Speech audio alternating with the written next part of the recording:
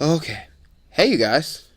So not a lot is going on this week. I mean, unless you want to count the Scum Olympics that are continuously being contested. We got, Chuck Liddell allegedly beating his wife. Well, not really looking so allegedly anymore. It looks like he's claiming he was the victim, but it looks like he may actually is going to go to court and he's going to have to legally fight this. So it looks like what I mean is that it actually happened. And so that's a little upsetting. But, I'm just going to stay away from the negativity aspect of MMA because I just don't care for it, man. It's a black eye on the sport. I just don't like to just continuously speak on negative things happening. And speaking of negative things happening, Conor McGregor is making his case for being the greatest scumbag Olympics competitor of all time. Conor allegedly punched an Italian DJ. I say allegedly because the story sounds so false and so made up that it's alleged. How the story went is that Conor invited this guy out to another party that Conor was having at wherever he was staying. And then the DJ said, yeah, let me grab my wife. And then as he went to grab his wife, Conor grabbed him and then immediately started punching him in the face. And then his wife tried to help, and Conor's friends held her back from helping, and Conor's other friends held the guy up as Conor continuously punched him in the face and in the stomach, and then walked away. It just sounds so fake and so made up that I don't even care to speak about it. But if it happened, Conor McGregor, you suck as a human. But on the bright side, Corey Anderson won his fight last night. First round KO is what it looks like. First round TKO. Good for Corey Anderson. That's all I can say. Good for Corey Anderson. He's making Bellator his life now. He said that he's made more in 2 Bellator fights than he had in his entire UFC. I doubt that, okay? I doubt that. I really do. I don't think Bellator just has that type of budget to be paying this man. Like, what? Corey has made what looks like almost $2 million his entire career. I highly doubt that Bellator has paid him $4 million in his last 2 fights. I just don't think. Corey is not that type of fighter to just invest that type of budget in, first of all. And then know of all, I do think that he is making money, and maybe it is close to that number. Maybe Corey's made 3 or... I just don't know why. I just don't know why they would. Maybe Corey has made close to $2 million. Maybe he's made $1 million a fight at Bellator. Which, okay, yes, fighters should be getting paid that, but whenever you look at the stock of MMA and how much they don't pay fighters, do you really think that Corey Anderson is making $1 million a fight? Let's be honest. Corey couldn't sell a wing dinner. How is he selling that much to make his fight purse $1 million? Let's just call a spade here. But anyway, I'm not gonna bash Corey Anderson. He's doing his thing, man. Congrats to Corey. Will he be great? I don't know, you guys. He still has that one flaw that always catches him. And he beat Ryan Bader, of all people. I'm not really trying to bash the guy. I'm really not. I'm more upset that he's not in the UFC anymore. But he was a big whiny baby, so I kind of got why they decided to part ways with the guy. But, I really think that if he wanted to be considered a great, he should have stayed in the UFC. But I understand. Go make that money, brother. Go kill it. He just has that one flaw, bro. And it's just that he has a chin. Can't take a clean shot. Cannot take a clean shot. Every time he's took a clean shot, he's went out. Corey Anderson has been knocked out 4 times. 4 times he's been knocked out. I mean, that should just... All his losses, I believe, has been by KO. I think he had 1 decision loss, and the others by KO. No joke. So, anyway, let's talk about the UFC fight. So, Norma Dumont beats Aspen Ladd. And so, let me just say this. Aspen Ladd's coach, I know Aspen Ladd's coach really went through the ringer last night. A bunch of people gave him crap on social media. Hey, look, man. Yeah, you shouldn't be talking to your fighter as if they're just a bum and they won't do right. But, he was trying to wake her up. But the thing is that Aspen wasn't really just asleep. She was trying. Really, the tale of the story was just that Aspen Ladd couldn't take her down, and she needs boxing. That's what it is. If Aspen Ladd can't take these girls down, she really needs a plan B, and that plan B is to maybe try to hide her strikes with strikes, that didn't make any sense. Hide her wrestling with her strikes, She can't just try and march her down and then throw maybe 1 punch and then try to dive under for the leg. It's too obvious, It's too obvious. And Norma Dumont is not a she's not a small chick. She's not these 135ers that Aspen's been fighting. She is a real, legit 145er, and she showed that. She defended every single takedown. But it did tell that if Aspen could have got her to the ground, she would have pounded her out. Why? Because in I believe it was the 4th round, Aspen Ladd tried to take Norma down, and Dumont ended up taking Ladd down. Ladd reversed position, got on top, and started pounding her. So, Dumont did a great deal by working on her takedown defense for this fight, because, boy, once it got to the ground, she looked like a fish out of water. And, Ladd would have beat her up if she could have got her there. But the thing is that she couldn't get her there. That's the thing. What's good of your ground game if you can't even get the fight to the ground? What is it even used for? You can't do anything with it. You can't use your awesome jiu-jitsu skills or your awesome grappling skills if you can't even get the fight in your world. In the clinch, Aspen had no luck. I mean, it was so frustrating to watch.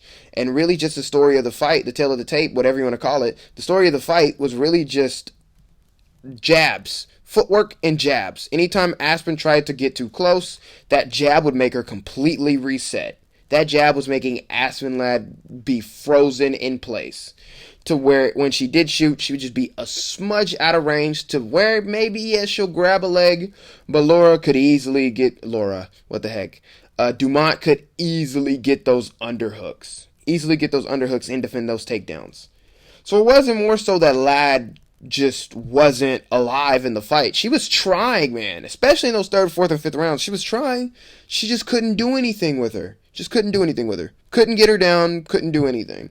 Defended all the takedowns, and on the feet, jabs all day. And if she did commit with anything else, it'd be a 1-2. If I was Dumont, I would have tried to knock Ladd out, because Ladd's boxing, just her stand-up is just non-existent. She has no head movement. She just has no boxing. She really does. No boxing, no kickboxing. If Dumont wanted to dominate this fight, she did dominate. But, I mean, if she wanted to really do Ladd in, she could have honestly just gave a little bit more to the feet. But really, she just did not want to go to the ground, and I don't blame her, because she would have got pounded. Her ground game was basically nothing compared to Aspen's. And, but if I was her, she could have took more risks. She probably could have got Ladd out of there. She probably could have landed a big 1-2, probably dropped her or rocked her, and got her a standing TKO. I mean, that's just me. I feel like she could have. She definitely had the accuracy to, because Ladd doesn't move her head. Anyway, yeah, for her coach, man, she was trying. It's just that you guys needed a different game plan. It's just that game plan wasn't working. Y'all should have came up with another one. Not, you need to throw more strikes. You need to go for it, because she was going for it, bro. She was. It's just that she couldn't do anything for it. She couldn't do anything with that girl, man. Too big, too strong. But anyway. Okay, so with that being said, let's go ahead and jump into these questions. So, our first question comes from a man by the name of Ram Parker. By the way, if you guys want to have your questions featured in the next podcast, leave your comments and your questions under this one, and I will answer them in the next one. To know if your comment will be read, I will like your comment. That's how you know that your question will be featured in the next podcast. Now, moving on. So, the question comes from Ram Parker, and he goes, "Best UFC channel. I think your channel is bound to grow, mate." Thank you very much, man. That means a lot. As for my question, given how much Conor McGregor has deteriorated over the past 4 years with inactivity, how many of the present top 15 lightweights do you think he could beat? I believe Islam and Dariush are extremely hard fights for him, but I genuinely think he will lose to most of the top 15.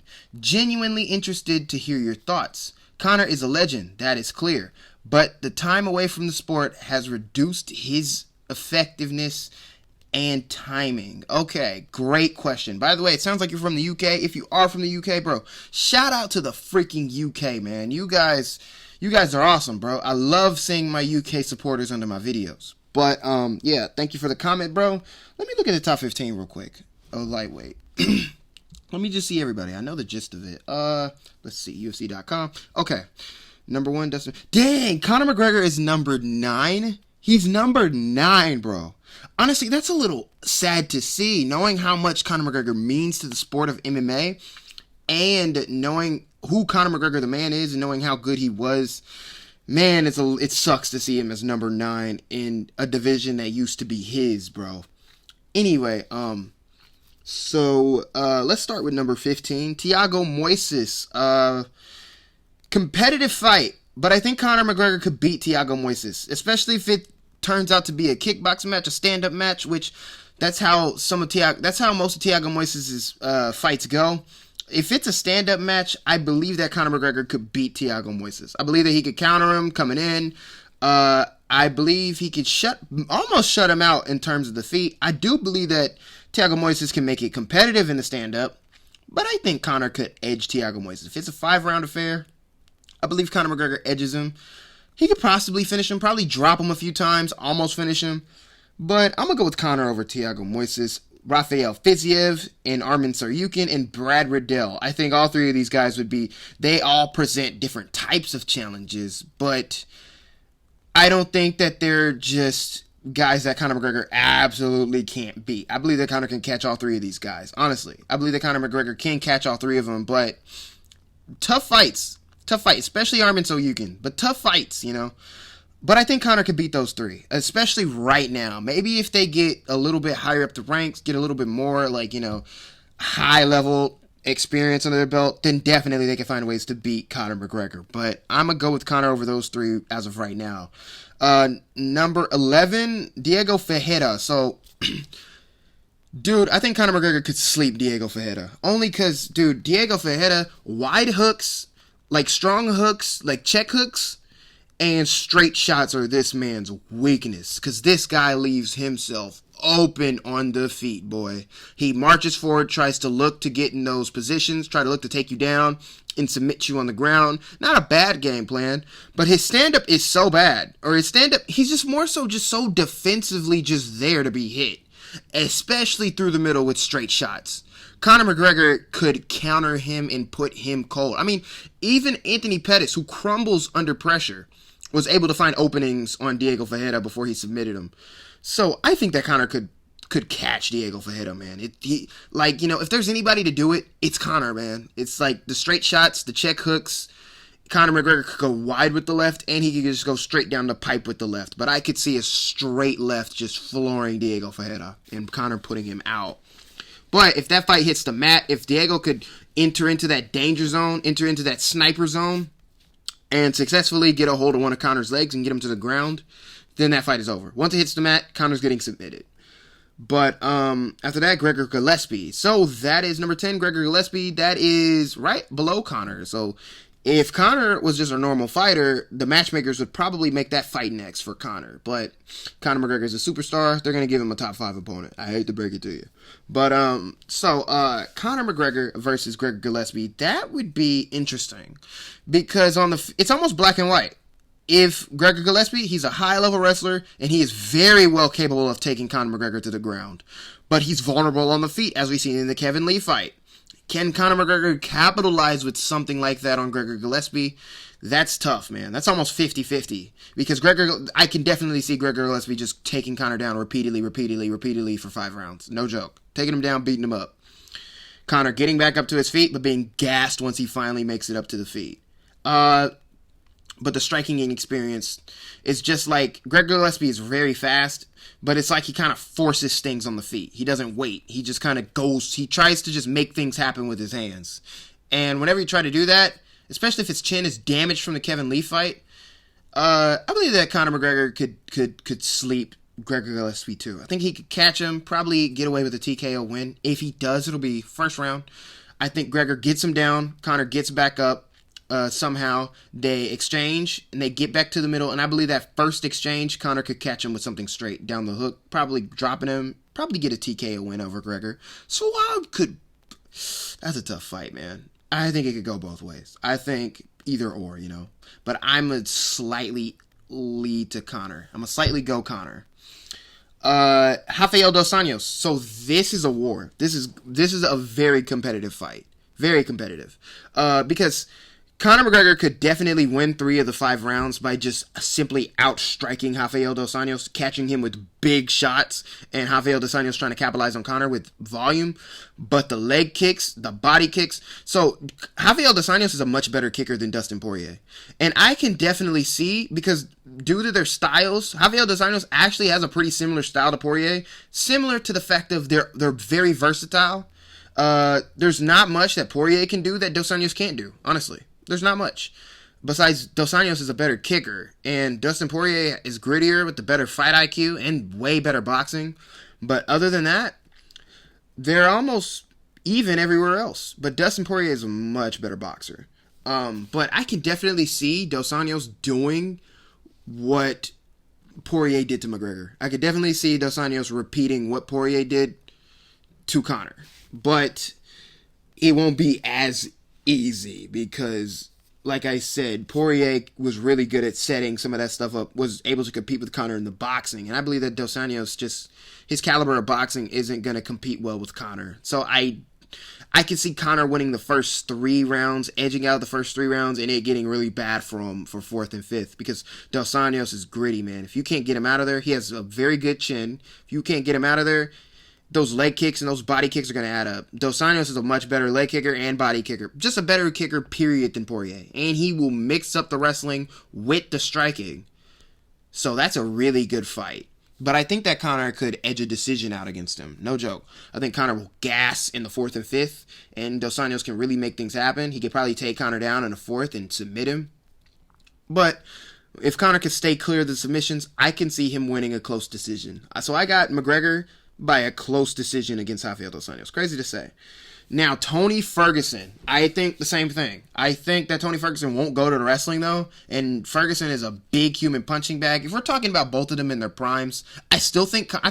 I've always thought that Tony Ferguson is a favorable matchup against Conor. I thought prime Conor could beat any version of Tony, because Tony is so defensively irresponsible. He hangs his chin in the air and just begs you to drop him.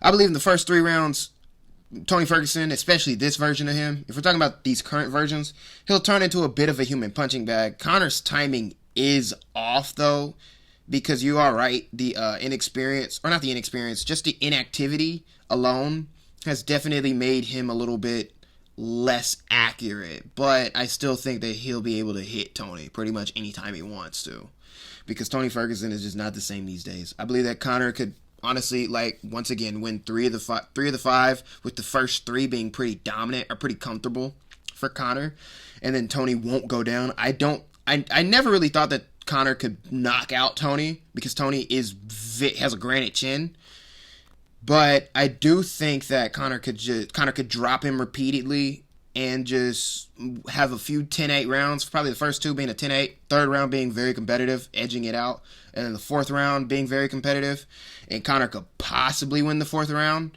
and the 5th round, Tony Ferguson wins. I think the 5th round is probably the only round Tony would win. I hate to say it, before Conor starts slowing down, because in the 5th round, Conor's done, That's against everybody on this roster. Conor's done in the 5th round. But he'll do enough to survive and make it to the decision. And that's what I think would happen. I think Conor would beat him up and win the 4th, and beat him up for 3, win the 4th, and lose the 5th. Moving on, Dan Hooker, competitive on the feet. Very competitive fight, but Dan Hooker, he's so hittable. He is so hittable. And I believe that Conor McGregor could do the same thing. I believe that Conor McGregor could just touch him up on the feet, to be honest. Touch him up a lot. Probably catch him. I believe that Conor would have to go forward in that fight and meet him in the middle. Dan Hooker has those nasty kicks. Dan Hooker has strong low kicks. And that will be a major problem for Conor. That's very competitive. But I'm a lean Conor due to the fact that Dan Hooker isn't necessarily going to push a pace, especially not against a power puncher like Conor. I don't think that he's just going to wave forward trying to just finish Conor. But if he can make those low calf kicks add up over time, which that was looked at as a major hole against Conor McGregor, but I really think that he patched that up in the Poirier rematch. So I do think that Conor could edge out a win against Dan Hooker. I believe the same thing. He could drop he could drop Hooker, because Hooker is just so hittable. I mean, even in the how do you say his name? Hasparat fight, whatever. I don't know how to say the name. Even in that fight, he was getting lit up. Yeah, he learned wrestling, but I don't think he could take down McGregor. I don't think he could take him down. And I don't think he will. I think that he'll try and outstrike Conor, try to prove a point, and just get lit up on the feet. So I'm going to have Conor McGregor winning that fight, and I think he could knock out Dan Hooker. Maybe, because Chandler did it. So yeah, I would go with Conor, probably by like a second round TKO after an accumulation of damage. But not with Dan Hooker putting up a good fight. I think it'd be competitive until Conor ultimately drops him after Dan Hooker's chin just had enough. So yeah, I think Conor could beat Dan Hooker. Islam Makhachev. I think Islam Makhachev beats up Conor. I think Islam Makhachev... Yeah, this is the only one where I'm like, okay, Islam will handily beat Conor. I think Islam takes him down in the first round, takes him down in the second round, absorbs all that energy, and I don't think Islam will go to and look to submit Conor. I think Islam would try to punish Conor. So I think Islam has much better stand-up than Khabib, too. He has much better stand-up. And with him taking his chances on the feet, he's more likely to take his chances on the feet than Khabib is. And with him doing that, he leaves himself open to be caught. He's been knocked out before by being way too overeager on the feet. And that could be very dangerous against an accurate McGregor. An accurate McGregor poses very dangerous threats to Islam. But this version of Conor, with how inaccurate he was in the Dustin Poirier fight, nah, man. I think Islam takes him down, wears him out for the first 2 rounds. The third round, Conor's not the same fighter, and I think Islam is going to try and beat him up on the feet. I think Islam, seeing how gassed Conor is, will try to TKO Conor the same way Dustin did. So I'm going to go with Islam Makhachev by a comfortable third round TKO. Possibly knockout. No, I'm not even kidding. Number 4 is Michael Chandler. So Michael Chandler's striking style, and hear me out when I say this, Michael Chandler, although he hits hard, his striking style is very, very, very suitable for Conor McGregor's striking style. That lunging in with big looping haymakers is perfect for Conor McGregor's countering ability. Now, like I said, Conor's accuracy has deteriorated, but not that much, you guys. Not enough for him to completely not have any striking capabilities. Like, he's not a shell of his former self. He still can put you down. He's the third biggest puncher in this division, behind Chandler and Gaethje. And he's more accurate than both of these guys, even still to this day. So I think that he could definitely knock out Michael Chandler. And I'm going to say that in the first round. Michael Chandler does have good wrestling. He does have good... but it's just that the way Chandler strikes, the way he strikes, he is so unsafe. He goes forward and crashes into you and tries to throw everything but the kitchen sink at you. I think Conor slips out of the way of a big punch and catches him with a counter. I do. I think Conor could put down Chandler. So I'm going to go with Conor McGregor. I'm going to go with like a first round knockout. And then Beneil Dariush, I think the moment that fight hits the ground, Beneil Dariush is tough too, so he's not going to wilt if Conor touches him up with the left a few times. So I think that Conor could beat Beneil Dariush. No, I got Dariush in that one. I think Dariush would take him down and submit him. Honestly, yeah, Dariush would. I think the moment it hits the mat, once again, it's over. And Conor gets submitted by Dariush. So I got Dariush by a first round submission. Dariush beats Conor. Justin Gaethje. See, now, Prime McGregor, I would say that Conor knocks out Gaethje. But, man, I don't think that that's a favorable matchup for Conor right now, man. I think that Justin Gaethje can probably get him out of there by the second round. I think the power and the leg kicks. As much as I don't like Justin Gaethje, man, I think that Justin Gaethje could beat this version of Conor. I do. By like a second round TKO or even KO. It hurts me to say that. Dustin Poirier, we saw how that fight went twice. And Charles Oliveira, so the champion. How does Conor matches up? I already made a video on this. I think they're both dangerous to each other. I think, once again, Charles gets Conor down. He's submitting him. But if Charles can get Conor down, Charles doesn't have just amazing wrestling. He has good wrestling, and I think that he could get Conor down if he tries enough. But I think on the feet, man, he does not want to spend too much time on the feet. Charles does not move his head, and Conor is still one of the more accurate punchers in this division. Conor could knock out Charles Oliveira badly, because Charles doesn't move his head, he doesn't have the best chin, and he leaves him. So it's like, it's really just 50-50. Who can get to whose world first? And every fight starts on the feet. I'm going to just say that. So that one's 50-50, being real. So, yeah, there you go. So pretty much Conor can still be competitive in this division. It's just up to Conor. he can still be competitive. It depends on who he comes back against. I believe that if he comes back, it's either Nate Diaz or Tony Ferguson. Yeah, I would pick one of those two if I'm Conor's PR team. But anyway, let's move on to the next question. I spent a lot of time on that question. Jeez. So moving on to the next question. This guy deleted his question, so I'm not going to say your name. But if you have I don't know why you deleted. Oh, I guess I get it, because I made a video on it after he asked it. I made a video on this question after he asked it. But basically, how does Jorge Masvidal do against Leon Edwards? Bro, I've said this before. If Jorge can make it a dirty fight, go out there, try to make it an MMA fight, shoot for takedowns, possibly mix a few, get it into the clinch, knees to the body, kicks to the body, and then try to... Because it's 3 rounds. Jorge needs to go balls to the wall, and he needs to try everything against Leon. Where I find it troublesome for Masvidal is if he tries to only stick to a striking-based fight, period. I do think that he could be competitive with Leon on the feet, but I think that Leon is so safe. What's Leon's problem is he gives his opponents way too much of space, and he tries to be a perfectionist in there. He tries to just outclass everybody technically and just outclass them everywhere and take the fight at a really slow pace and just look to, yeah, like I said, just technically beat you everywhere. And he doesn't need to do that all the time. He needs to just kind of just be himself in there, you know? Just go in there and then just try and finish the guy. But Leon just doesn't have that. He doesn't have that. He doesn't like to get hit. You can tell. He doesn't like to get hit. He's kind of got that Israel Adesanya like way that he approaches the fight. Just don't get hit. Hit you and don't get hit. So Jorge has to come in there and basically do everything but that. You know, he has to come in there, mix up the strikings with wrestling, with clinch work, with everything. Otherwise, what Leon Edwards is going to do, kick to the body, kick the legs. And anytime Jorge gets into punching range, clinch him up and bounce elbows off his face. And then keep him at business with the jab and body kicks. Basically outpoint Jorge Masvidal for 3 rounds, shutting him completely out. Which is more likely to happen? Possibly Leon Edwards outpointing him and shutting him out for 3 rounds. But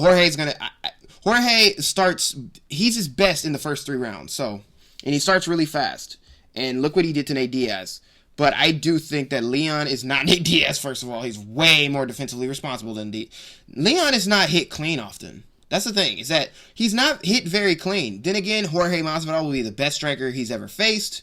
So Jorge is definitely going to touch him up a few times. But I don't know if it'll be enough to really change the course of the fight. I think that Leon is going to make Jorge fight his fight and just outpoint him at a very slow, methodical pace. So...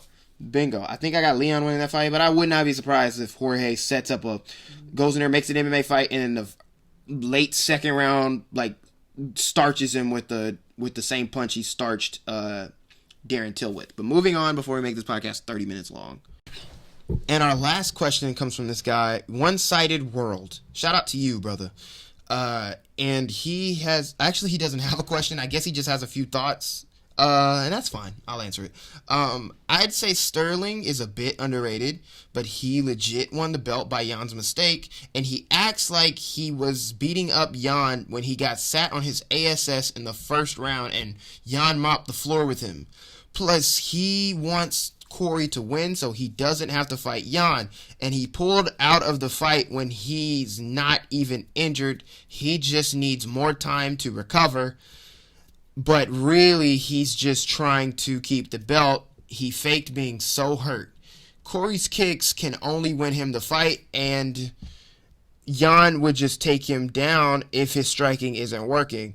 And considering how easily Aljo got Corey's back and how easily TJ got Corey's back in his last fight, so hey, I want to see a response to this.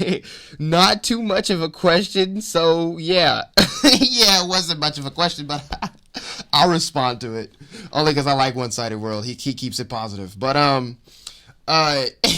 basically he said, yeah, Aljo is pretty underrated, but basically he said that it's pretty justified because he shouldn't be the champion anyways. Yeah, I agree with that statement.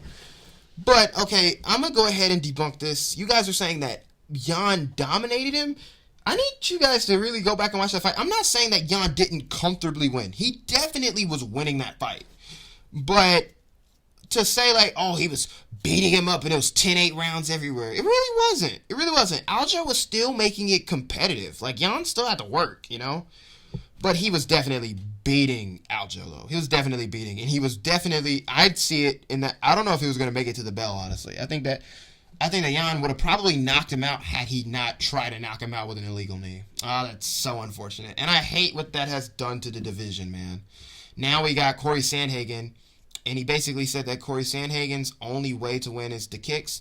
Hey, man, Corey Sandhagen is going to put up one heck of a fight against Jan, you guys. He's going to put up one heck of a fight. Because the striking, Corey is going to give him the work in the striking. You guys thinking that Peter Yan is just going to walk in and then just run through Corey Sandhagen, I think I got another thing coming. Yan is good, but this fight is going to be very competitive. Especially on the feet. Especially if Yan cannot take Corey to his world. Because his striking, he can't just rely on that boxing against Corey Sandhagen. He can't. Competitive. Very competitive fight. If Jan does go and just mop the floor with Sandhagen, then he's going to do even... I think you should just crown him the champion right there. I think you should. But man, I hate the division. I hate the state of the division based off of Aljamain Sterling, you know.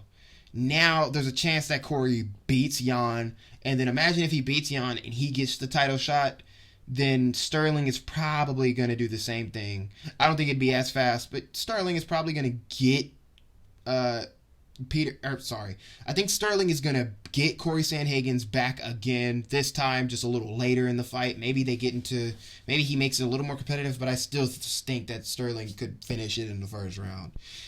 Then Jan will have to work his way back up to the title shot, probably have to get one or two more wins, and Sterling will stay on top. Oh, that'll be so annoying. But that's the last question or statement, so to say. If you guys enjoyed this podcast, let me know. I really appreciate everybody's support. And, more to come. More big stuff coming out next week. You know what I'm saying? So, it's been your boy Trippy. And I'm out, man.